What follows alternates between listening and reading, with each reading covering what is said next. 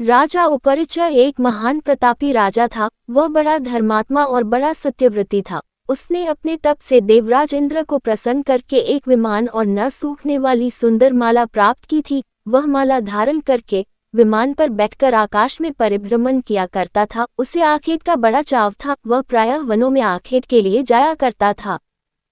उपरिचय की रानी का नाम गिरिका था। गिरिका भी बड़ी सुंदर और पवित्र हृदया थी। वह अपने पति को प्रेम तो करती ही थी, ईश्वर के प्रति भी बड़ी आस्थालु थी। निरंतर भजन और चिंतन में लगी रहती थी।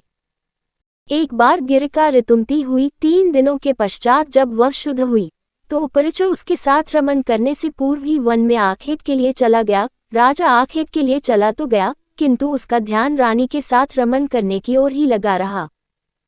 दोपहर का समय था। राजा वन में एक अशोक वृक्ष के नीचे बैठा हुआ था। शीतल और सुगंधित हवा चल रही थी। मृदुल स्वरों में पक्षी गान कर रहे थे। राजा का ध्यान रानी की ओर चला गया। वह रमन के संबंध में मन ही मन सोचने लगा। राजा कामातुर हो उठा और उसका वीर्य स्खलित हो गया। राजा ने सोचा, उसका वीर्य व्यर्थ नहीं जा सकता, अतः उसने अपने वीर्य को एक दोने में रखकर विमान में बैठे हुए बाज पक्षी को बुलाकर उससे कहा, तुम इस दोने को ले जाकर मेरी रानी को दे दो, वह इसे अपने गर्भ में धारण कर लेगी।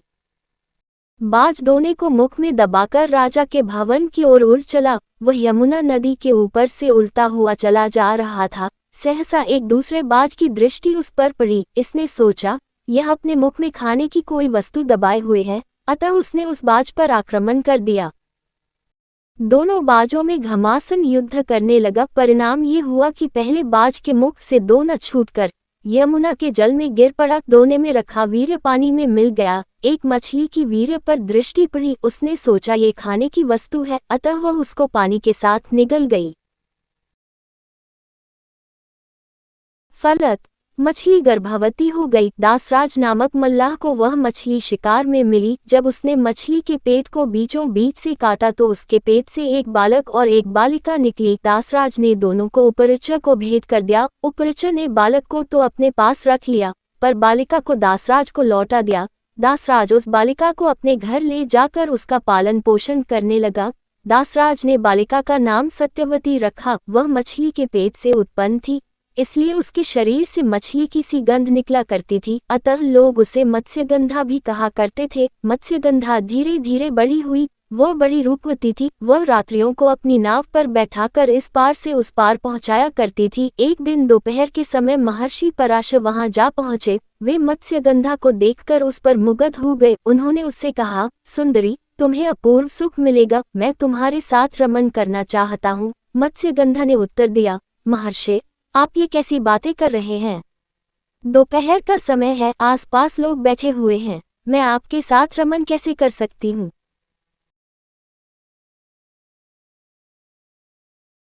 पराशर जी ने योग शक्ति से चारों ओर कोहरा पैदा कर दिया और बोले, अब हमें कोई नहीं देख सकेगा, तू निश्चिंत होकर मेरे प्रस्ताव को स्वीकार कर ले। मत्स्यगंधा पुनः बोल उठी, महर्षि, मैं कुमारी हूँ, पिता की आज्ञा के अधीन हूँ, आपके साथ रमन करने से मेरा कौमार्य नष्ट हो जाएगा, मैं समाज में लांछित बन जाऊंगी। पराशर जी ने उत्तर दिया, तुम चिंता मत करो, मुझसे रमन करने के पश्चात भी तुम्हारा कौमार्य बना रहेगा।